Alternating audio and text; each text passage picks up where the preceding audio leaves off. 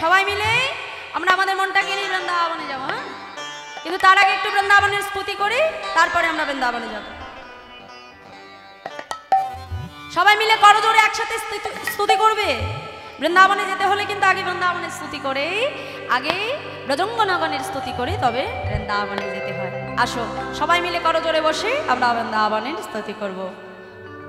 বন্দে নন্দ ব্রজ শ্রীন পারণ মাভিকনশ যা সংহরি কথদ গীত পুনতে ভুবন ত্রয়া। বন্দে নন্দ ব্রজ শ্রীন পারণ মাভিকনশ যা সংহরি কথদ গীত পুনতে ভুবন ত্রয়া। বৃন্দাবন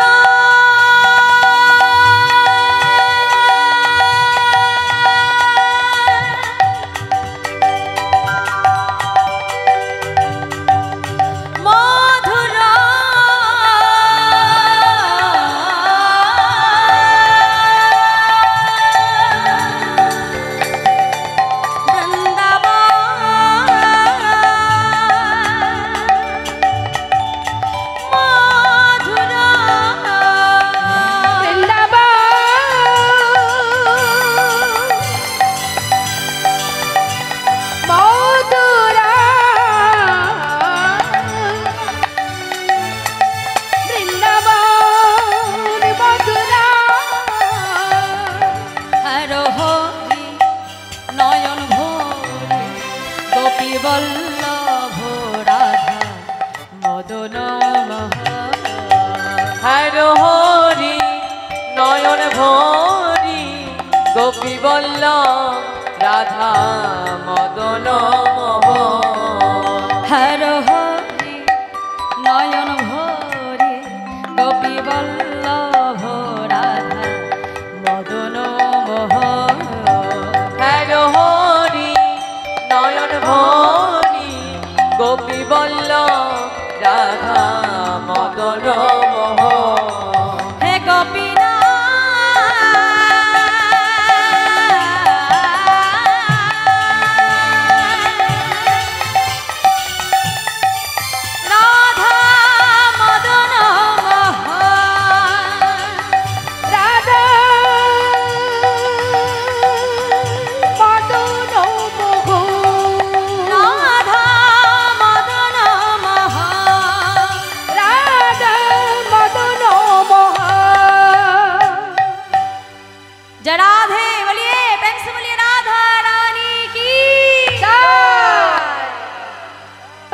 রাধে জয় রাধে জয় রাধে। আচ্ছা, আমার দাদা ভাইরা বলেছে কিন্তু এখানে সব মায়েরা নৃত্য করে, খুব নৃত্য করে, তাই না? তাহলে সবার শেষে কিন্তু আমার সঙ্গে নৃত্য করতে হবে, ঠিক আছে? যেহেতু সময় বাধা, মানে 3 ঘন্টা পরে আমাকে তো চলে যেতেই হবে। সত্যি এত সুন্দর হরিবাসর ছেড়ে যেতেও ইচ্ছা করে না, কিন্তু কি হবে, যেতে তো হবেই। তাই সবার শেষে কিন্তু আমার সাথে নৃত্য করতে হবে সবাইকে। হ্যাঁ, তাই আসুন এবার লীলার মধ্যে প্রবেশ করি। তাই মধুময় শ্রীধাম বৃন্দাবনে প্রেমময়ী রাধারানী আমার গোবিন্দ চলেছে শাখাগানকে সঙ্গে করে গোষ্ঠ মাঝে। আস্তে আস্তে এবার ধৈর্য ধরে শুনতে হবে। লীলাটার ভেতরে প্রবেশ করেছে, লীলার ভেতরে প্রবেশ হয়েছে, এবার একটু চুপ করতে হবে। তাই প্রেমময়ী রাধারানী আমার গোবিন্দ চলেছেন গোষ্ঠ মাঝে, আর রাধারানী আমার চন্দ্রশালিকায় বসে আজ গোবিন্দকে দর্শন করেছে। আর গোবিন্দকে দর্শন করে প্রেমময়ী রাধারানীর বধূকে দর্শন করে তার স্বাদ মেটে না। কেমন করে মিটবে গো মা? ওই নবলক্ষ ধেনুর মধ্যে যদি কেউ হেঁটে যায় তাকে কি ভালোভাবে দেখা যায়? তাই আজ চন্দ্রশালিকায় বসে প্রেমময়ী রাধারানী তার মনের দুঃখ সখীদের কাছে প্রকাশ করছে। জানিস সখী, সখী সকালে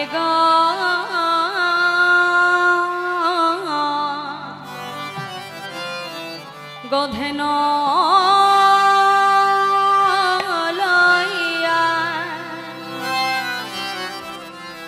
সখী গঠে গেল বিনোদিয়া। আর সকালে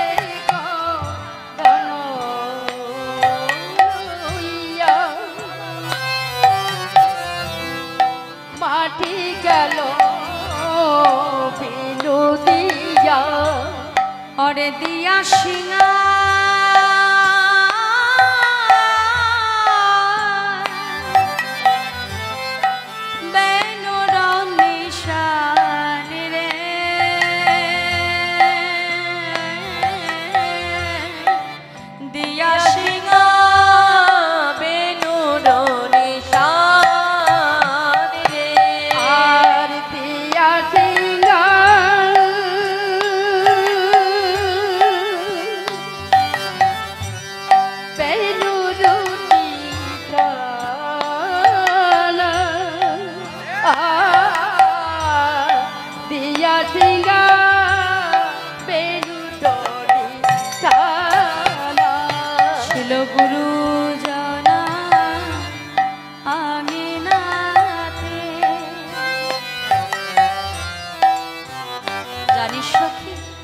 আমি না পারিলাম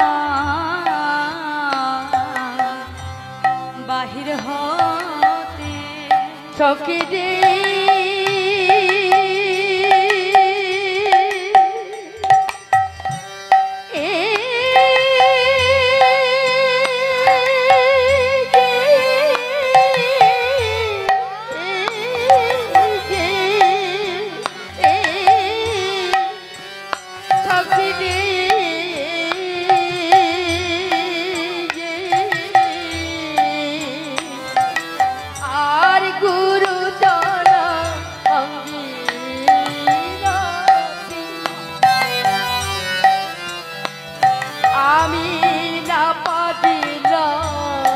বাহির হতে আমি না হেরিলাম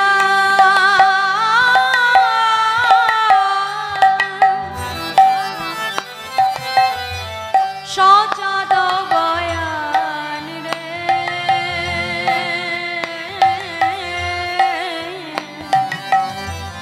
আমি না হেরিলাম সজাদ বয়ান আমি নাকে দিলাম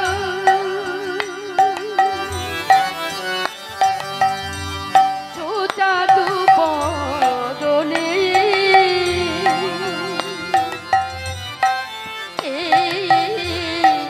নাকে দিলাম সুজাদু বদনে ভালো করে দেখা হলো না রে ভালো করে দেখা হলো না রে ভালো করে দেখা হলো না রে তাকে ভালো করে দেখা হলো না আমি দেখবো বলে নয়ন দিলাম ভালো করে দেখা আমার হলো না রে আমি দেখবো বলে নয়ন দিলাম ভালো করে দেখা হলো না রে আমি দেখবো বলে নয়ন দিলাম করে দেখা হলো না রে জানিস সখী আমি আমার বধূকে ভালো করে দেখবো বলে নয়নে দিলাম বটে কিন্তু সখী আমি যে আমার বধূর বদন দর্শন করিতে পারিলাম না আমি যে এমনই অভাগী সখী ওই বাদিনীর ঘরে বসত করে আমার যে কৃষ্ণ বদন পানে চাহিতে মানা প্রেমময়ী রাধারানী যখন চন্দ্রশালিকায় বসে আছে বাবা ঠিক এমন সময় দেখছে সামনে থেকে বৃন্দা সখী তুলসী যাচ্ছে আর যেই না তুলসীকে দেখেছে দেখবা মাত্র ওই গোবিন্দের সন্ধান পাওয়ার আশায় প্রেমময়ী রাধারানী কি করেছে বৃন্দা সখী তুলসীকে ডাকছে তুলসী আরে ও তুলসী তুলসী তুলসী চমকে উঠেছে কি আজ এই প্রভাতে হরিদাসী কৃষ্ণদাসী প্রেমময়ী রাধারানী যখন আমায় ডেকেছে আমার দিনটা বড় ভালো যাবে বাবা প্রভাতে উঠে যদি একজন বৈষ্ণবের দর্শন পাওয়া যায় একজন সাধুর বদন যদি তুমি দর্শন করো যদি সে প্রকৃত সাধুই হয়ে থাকে তাহলে তোমার দিনটা বড়ই ভালো যাবে তাই আজ তুলসী কাছে এসে বলছে যখন তুলসীকে ডাক দিয়েছে বাবা মহাজন বলছে রাধে তুমি একেবারে ঠিক কাজ করেছো তুলসীকে ডেকে তুমি একেবারে ঠিক কাজ করেছো বলছো, কেন জানো? তুলসীকে ডেকে তুমি ঠিক কাজ করেছো কেন জানো? মহাজন বলছে দেখো, বলি তুলসী রে তুলসী রে, তুলসী রে তুলসী রে, বলি তুলসী রে তুলসী রে, তুলসী রে তুলসী রে, সে যে গোবিন্দ দর্শন করাতে পারে, বলি তুলসী রে তুলসী রে, করাতে পারে, বলি তুলসী রে তুলসী রে, জান গোবিন্দ দর্শন করাতে পারে, তুলসী রে তুলসী রে, তুলসী রে তুলসী রে দুইবার বলছে বাবা। মানে তুলসীকে শিরে তুলতে বলছে, মানে মাথায় নিতে বলছে, কারণ এই তুলসী হলো কৃষ্ণ প্রেম প্রিয়সী। এই বৃন্দাদেবী কিন্তু তোমাকে কৃষ্ণ প্রেম ভক্তি প্রদান করিতে পারে, আর বৃন্দাদেবী ভক্তর অন্তরে কৃষ্ণ প্রেম ভক্তি প্রদান করে, যার জন্য কিন্তু সকল ভক্তের কণ্ঠে এই তুলসীর মালা, তাই না? আমরা যে কৃষ্ণচরণের দাস, এটা আমরা বুঝবো কেমন করি? না, যাদের যাদের গলায় তুলসীর মালা রয়েছে সেটা দেখলেই বোঝা যাবে যে এই ভক্ত হলো আমার গোবিন্দের চরণের দাস। হরি নিতাই বল, হরি গৌর বল। হরিবল হরিবল। তার প্রমাণ হলো এই তুলসীর মালা। তাই মহাজন বলছে তুলসীকে কাছে ডেকে তুমি ঠিক কাজ করেছো রাইধন। যেই না তুলসী এসেছে, তুলসীকে কাছে পেয়ে রাধারানী বলছে, তুলসী দেখ সখী, আমি আমার বধূর জন্য সুন্দর করে একটা মালা গেঁথেছি, কিন্তু সখী এই মালাটা যে আমি আমার বধূকে পরাবো, এত বড় সৌভাগ্য যে আমার হয় না। আমি যে বাদিনীর ঘরে বসত করি সখী, জানা সখী, এই মালাটা তুই একবার আমার বধূকে পরিয়ে দিয়ায়, আর আমার বধূ কেমন আছে তুই একবার আমার বধূর সন্ধান নিয়ে আয়, একবার তুই খোঁজ নিয়ে আয় যে আমার বধূ কেমন আছে। জানিস সখী, আমার বধূ বুঝি ভালো নেই? বল সখী, ভালোই যদি থাকবে তাহলে আমার পরাণ কেন কাঁদবে? তাই আজ প্রেমময়ী রাধারানী তুলসীকে কাছে বসিয়ে তার মনের কথা খুলে বলছে। একটি বড় তাল আমি এবার আপনাদের সামনে পরিবেশন করব। আমার কীর্তনের গুরু শ্রীধাম নবদ্বীপ নিবাসিনী আমার দিদি কীর্তনিয়া অর্চনা দেবী, তার কাছে আমার এই কীর্তন শিক্ষা, এবং আপনাদের মতো পরম ভক্তের কিঞ্চিত কিঞ্চিত পদধূলি, এবং আমার দাদা কেশবচন্দ্র মণ্ডল যে গুরুর কাছে আমার এই শিক্ষা, এবং তাদের কৃপায় আজ হরিকথা দুটো কৃষ্ণ কথা আমি আপনাদের মতো পরম ভক্তের কাছে শ্রবণ করাতে পারছি, এবং আপনাদের মতো পরম ভক্তের কিঞ্চিত পদধূলি অধমাকে দিয়ে আশীর্বাদ করবেন, যাহাতে যতদিন আমার দেহে প্রাণ থাকে আমি যেন এমনভাবেই হরিকথা কৃষ্ণ কথা আস্বাদন করাতে পারি। নেতাই গৌর হরি বল, হরি বল, হরি বল।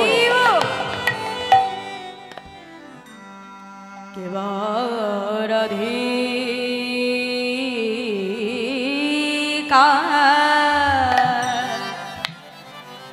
রাধিকা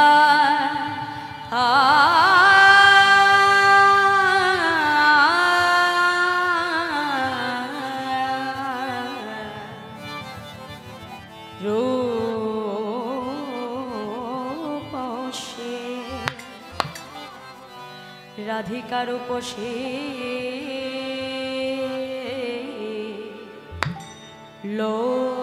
লইয়া লইয়া তুলসী রে ও গো রাধে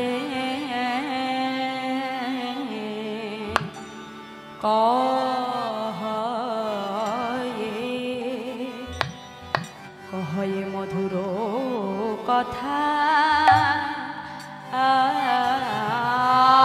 রে, মধুর কথা মানে কৃষ্ণ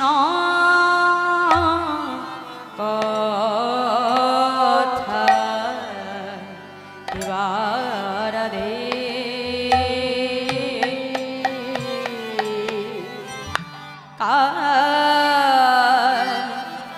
রাধিকা আ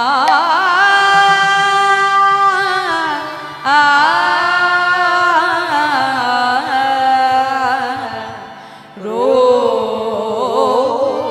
রূপসী সন্ত লসী মধু কথা সন্তোলসী মধুর কথা সন্তোলসী মধুর কথা মধুর কথা মানে কৃষ্ণ কথা সত্য লোসে মধুর কথা মধুর কথা মানে কৃষ্ণ কথা সন্তোলসী মধুর কথা মধুর কথা মানে কৃষ্ণ কথা সন্তোলসী মধুর কথা বলিয়ে যে বড় ভজনের কথা শুনত লোসে মধু কথা বড় ভজনের কথা সন্তোলসী মধুর কথা মধুর কথা মানে কৃষ্ণ কথা শুনত লোসে মধুর কথা মধুর কথা মানে কৃষ্ণ কথা সন্তোলসী মধুর কথা বলিয়ে যে বড় ভজনের কথা শুনত লোসে মধুর কথা যেই বড় ভজনের কথা সন্তোলসী মধুর কথা যেই বড় ভজনের কথা বলি সন্তোলসী মধুর কথা জয় গৌর হরিবল হরিবল হরিবল সন্তোলসী মধুর কথা যেই বড় ভজনের কথা সন্তোলসী মধুর কথা বড় ভজনের কথা সন্তোলসী মধুর কথা সন্তোলসী মধুর কথা তাই আজ প্রেমময়ী রাধারানী কি করেছি তুলসীকে কাছে বসিয়েছে আর কাছে বসিয়ে মহাজন বলছে দেখো দেখো কিবা রাধিকার পশে লইয়া তুলসী কহে মধুর কথা রাধিকা রূপসী লইয়া তুলসী কহে মধুর কথা ওই কাননে গমন করহ এখন নাগর শেখর যথা কাননে গমন করহ এখনো নাগর শেখর যথা কাননে গমন করহ এখন নাগর শেখর যথা বা কাননে গমন করহ এখন নাগর শেখর যথা সখীকে ডেকে বলছে সখী তুই একবার গিয়ে দেখে আয় রে। সখী যে একবার গিয়ে দেখে আয় রে সখী একবার গিয়ে দেখে আয় রে একবার গিয়ে দেখে আয় সখী রে যে একবার গিয়ে দেখে আয় রে আমার বধূ বুঝি ভালো নাই রে ও তুই একবার গিয়ে দেখে আয় রে তাই গৌর হরি ভালো নাই রে। সখী একবার গিয়ে দেখে আয় আমার বাজু বুঝি ভালো নাই রে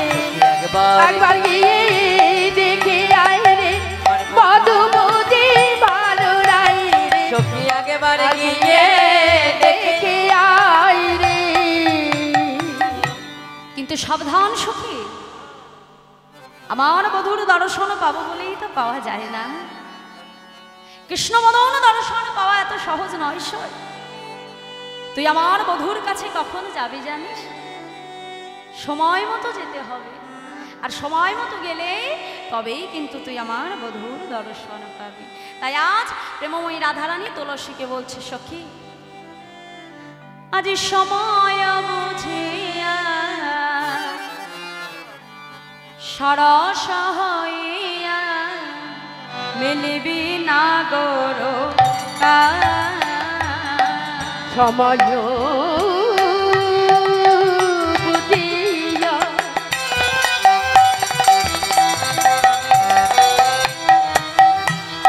সরস হইয়া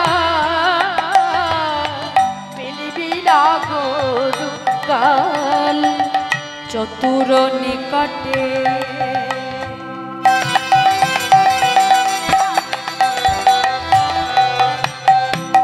কহবি কপটে রাখিবি নারীর মান। চতুর নিকটে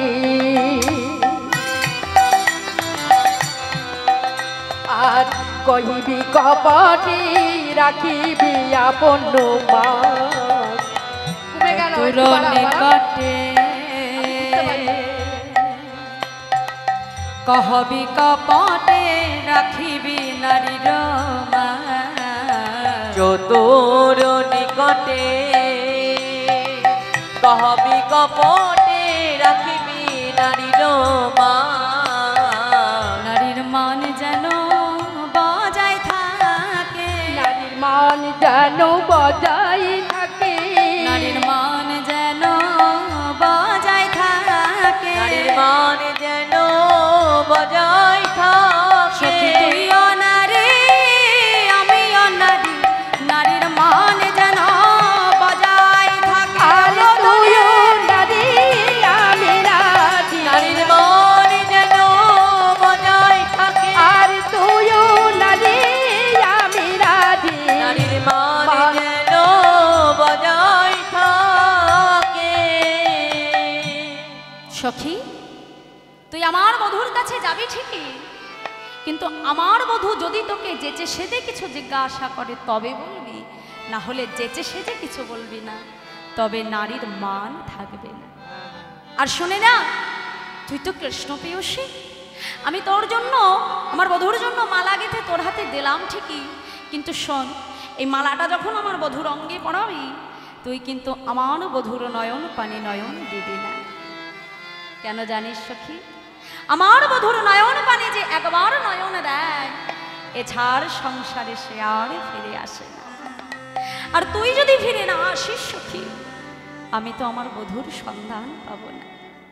তাই তুলসী কি করেছি, মালাটা হাতে নিয়ে যাত্রা করতে গেছে। আর যেই না যাত্রা করতে গেছে, পেছন থেকে প্রেমময়ী রাধারানী ডাক দিয়েছে, বলছে এই তুলসী, আচ্ছা আমি তোকে পাঠাচ্ছি আমার বধূ দর্শনে, আচ্ছা তোর মনে এত আনন্দ কিসের? আমি তোকে কি বললাম? তুই আমার বধূর কাছে যাবি, কিন্তু যেচে সেচে কিছু বলবি না।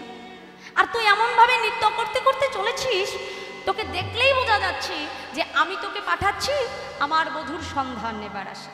হ্যাঁ রে, তোর মনে এত আনন্দ কিসের? বলছে রাধে, আনন্দ হবে না রাধে, আমি যদি তোমাকে তোমার বধূর কাছে নিয়ে যেতে পারি, কিংবা তোমার বধূকে যদি তোমার কাছে আনতে পারি, ও রাধে, তুই একজন পাবি আমি দুইজন পাবো, একজন পাবি আমি দুইজন পাবো, তুই একজন পাবি আমি দুইজন পাবো, গোড়াই পাবো আর শ্যাম পাবো, একজন পাবি আমি দুইজন পাবো, আমি রাই পাবো শ্যাম পাবো, তুই চরণ ধুলি মাথায় লব, রাই পাবো শ্যাম আমি পাবো, চরণ ধুলি মাথায় লব, রাই পাবো শ্যাম পাবো, তুই একজন পাবি আমি দুইজন পাবো। যা সখী, কিন্তু সাবধান, তাই আজ বলছি তুই কোনো চিন্তা করিস না, দে মালাটা আমার হাতে তুলে দে। তাই প্রেমময়ী রাধারানীর গাথা মালাখানি আজ বৃন্দা সখী তুলসিনী আজকে যাত্রা করছে। কেমন ভাবে মহাজন বলছে, দেখো দেখো যদি কোন জড়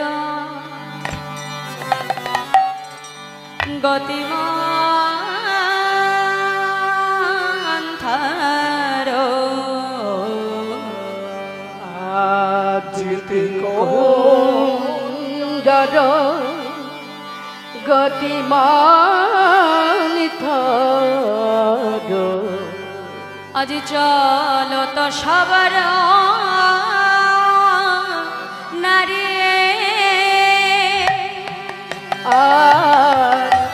চলো তো সবার নারী বাটা তাটা বংশী বাটা আর যাবাটো পঙ্খী বাটো বনহি বনহি হেরে বানহি বানহি হে জি দুতি যা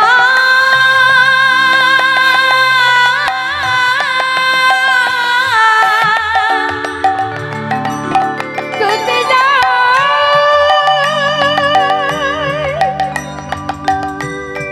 দেখো দেখো কেমন ভাবে অঙ্গ ভঙ্গি করে দেখো দেখো দুটি যাই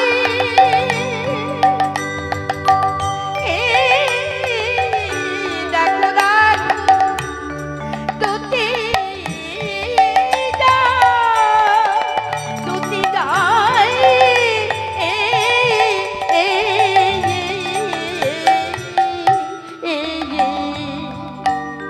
তাই আজ প্রেমময়ী রাধারানীর দেওয়া মালাটা হাতে নিয়ে আজ বৃন্দা সুখী মনে তুলসী দিকে চলেছে।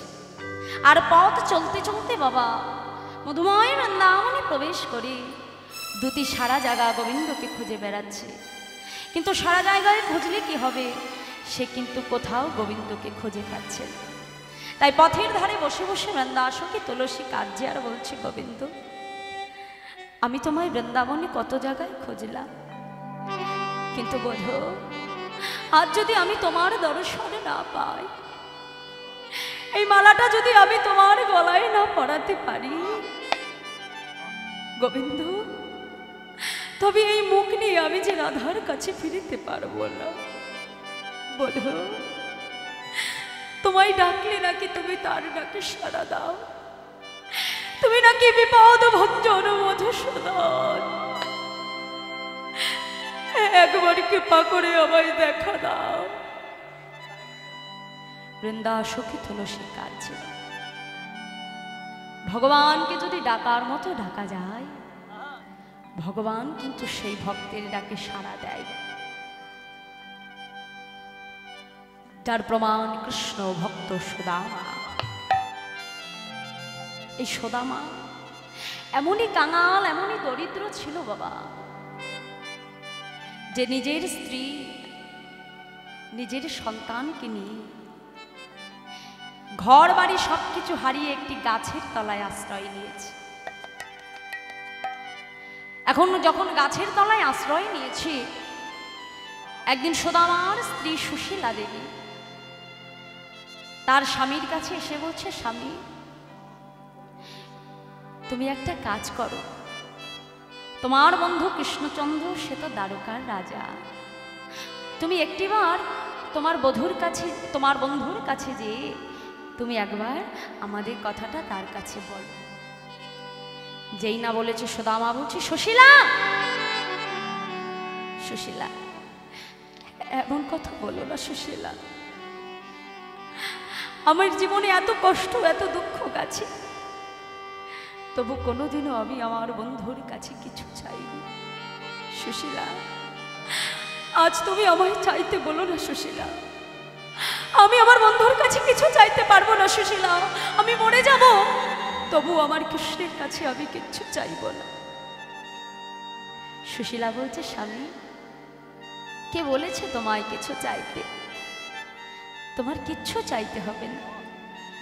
তুমি একটা কাজ করো, তোমার মনটা তো ভালো নেই, তাই তুমি যদি তোমার বন্ধুর সাথে দেখা করে এসো, তোমার মনটা ভালো হয়ে যাবে। কিন্তু সুশীলা, আমি যে আমার বন্ধুর কাছে যাব, ও সুশীলা, আমার বন্ধু সে তো রাজা, তার কাছে যেতে গেলে তার জন্য তো কিছু উপহার নিয়ে যেতে হবে। কিন্তু আমি এমনই কাঙা, আমি এমনই দরিদ্র সুশীলা, আমি খালি হাতে কোন মুখে আমার বন্ধুর কাছে যাব? আমি খালি হাতে তার কাছে যেতে পারবো না সুশীলা। সুশীলা কি করেছে জানো মা? 3 বাড়ি থেকে ভিক্ষা করে কিছু শুকনা চিরা পেয়েছে। সেই চিরাটা, সেটা যে বেঁধে দেবে বাবা, সেই বস্তু ঘরে নাই। নিজের ছিন্ন মলিন বস্ত্রখানা ছিঁড়ে সেই মলিন বস্ত্রে আজ শুকনো চিরা বেঁধে দিয়েছে। স্বামী, যাও স্বামী, এই চিরা নিয়ে তুমি তোমার বন্ধুর কাছে যাও। সুদামা সেই শুকনো চিরার পুটলিটা হাতে নিয়ে কত বনের মধ্যে দিয়ে পথ চলছে, কত কাটা, কত পাথর নুড়ি পথ চলছে, আর বলছে বন্ধু একবার আমার দিকে চেয়ে দেখ, আমি এমনই কাঙাল, এমনই দরিদ্র বন্ধু, লোকে তোকে কত রাজভোগ দেয়, তোকে কত মিষ্টি, কত কিছু খেতে দেয়, কিন্তু বন্ধু আমি এমনই কাঙাল, আমি এমনই হতভাগ্য, তোর বদনে এই শুকনো চিরা আমি কেমন করে তুলে দেব? আমি কোন মুখে এই শুকনো চিরা নিয়ে তোর সামনে যে দাঁড়াবো বন্ধু? এই বলে সুদামা কাঁদছে। কাঁদতে কাঁদতে এসে পৌঁছালো দ্বারকায়। আর দ্বারকার যে দাড়ি ছিল তাদের কাছে যে বলছে, দাড়ি, আমাকে একটিবার ভেতরে প্রবেশ করতে দাও। তুমি কে? কে তুমি? এত নোংরা, এই ভেতরে তুমি প্রবেশ করবে? ভেতরে কার কাছে যাবে? বলছে, দাড়ি, তোমাদের যে রাজা, তোমাদের যিনি রাজা কৃষ্ণচন্দ্র, সে হলো আমার পরম সখা, আমার বন্ধু। তুমি একবার যে তার কাছে বলো যে তার বন্ধু সুদামা এসেছে। কি বললে? কি এই ভিখারি কাঙাল দরিদ্র সে কিনা আমাদের রাজা কৃষ্ণচন্দ্রের বন্ধু? তুমি কি আমাদের সাথে ঠাট্টা করছো? দাঁড়ি, আমি তোমাদের সঙ্গে ঠাট্টা করছি না দাঁড়ি।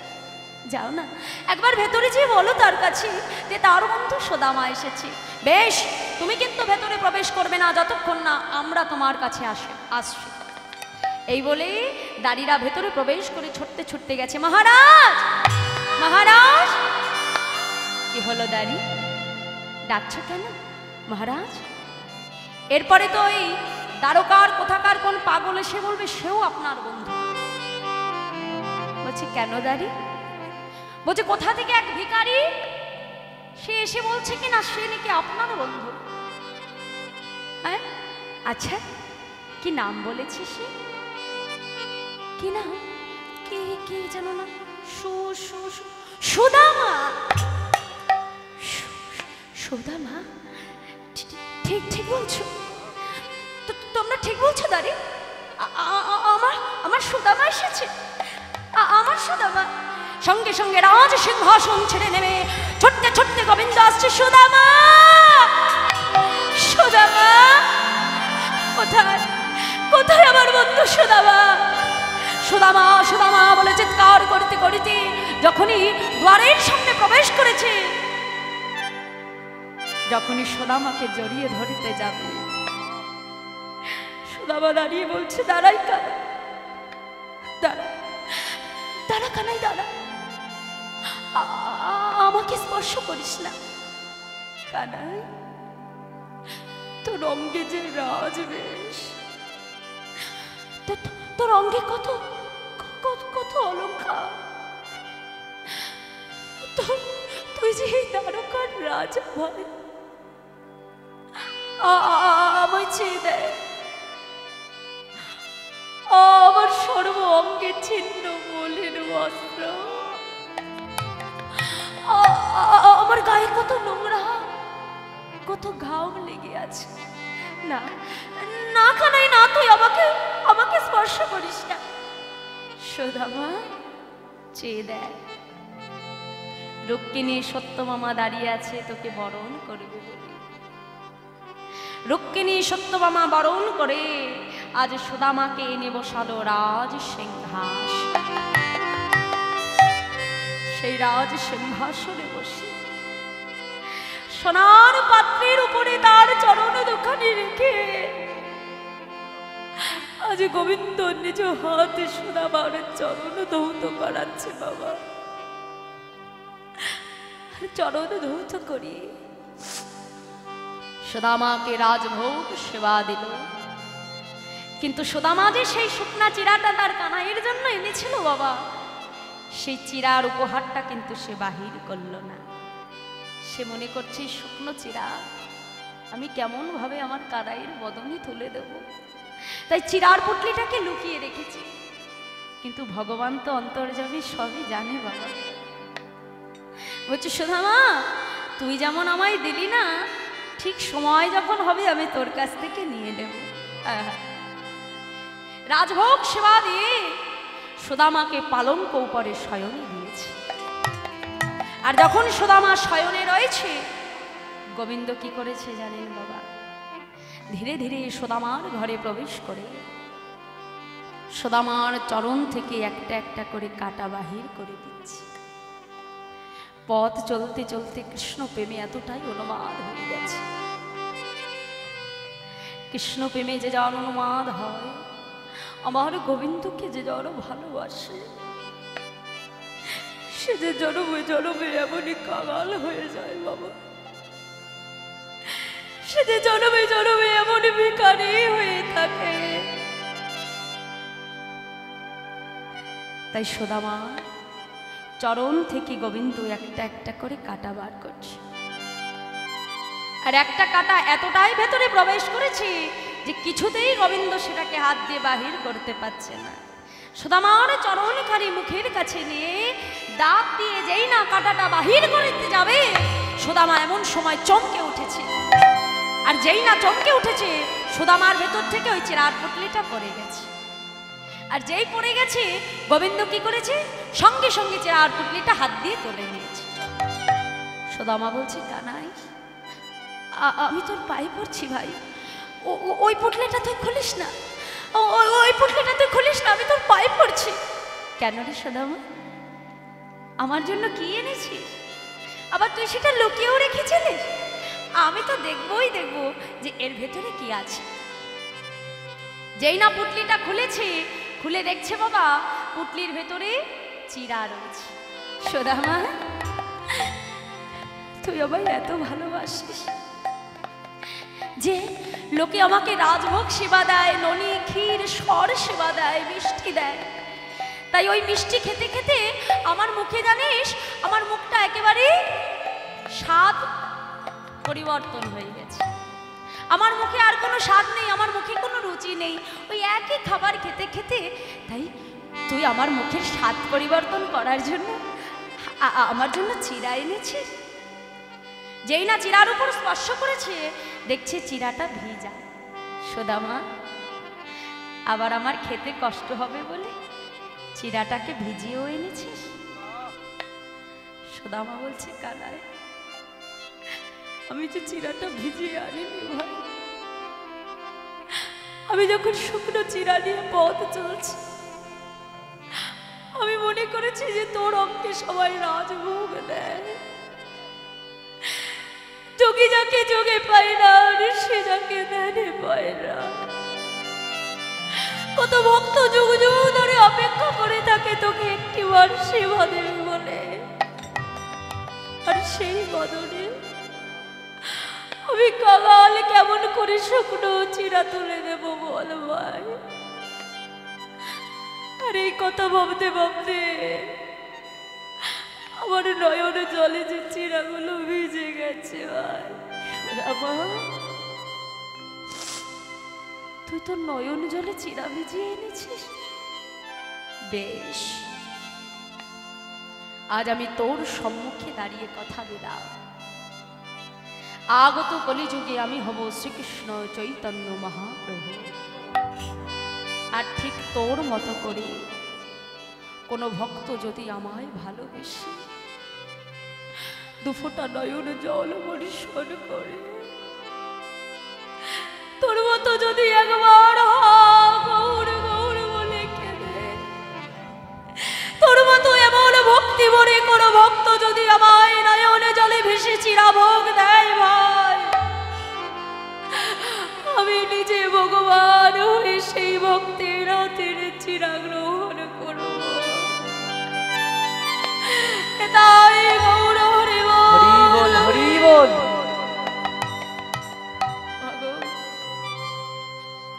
তাই মহাপ্রভুর ভোগে আপনি যা কিছু দেন না কেন বাবা, চিরা ভোগটা কিন্তু আপনাকে দিতেই হবে। ওই যে প্রভু প্রতিজ্ঞা করেছে যে ভক্ত যদি আমায় ভালোবেসে ভক্তি ভরে দুপোটা নয়ন জলে তোর মতো কেঁদে যদি আগত কলিযুগে আমায় কেউ চিরা ভোগ দিতে পারে, আমি সেই ভক্তের দেওয়া চিরা গ্রহণ করি। তাই মাগো, সেই চিরা গ্রহণ করলো বাবা, কিন্তু নিজের সংসারের অভাবের কথা কিন্তু বন্ধুর কাছে কিচ্ছু বলল না।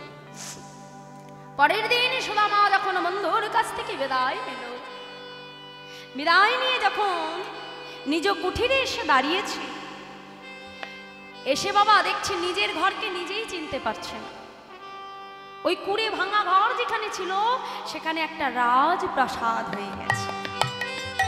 তার স্ত্রী সুশীলা কত অলংকার গা ভর্তি গহনা করে, তার স্ত্রী সুশীলা পাটরানীর মতো নিজেকে সাজিয়ে আসছে তার স্বামীর সঙ্গে। সুশীলা, এ কি এত অলংকার তুমি কোথায় পেলে? আর এই রাজবাড়ি, এটা কাদের বাড়ি? আচ্ছা, আমাদের ঘরটা কি তবে কেউ ভেঙে দিল সুশীলা? স্বামী, তুমি এখনো বুঝতে পারোনি? তুমি তোমার বন্ধুর কাছে না চাইলে কি হবে?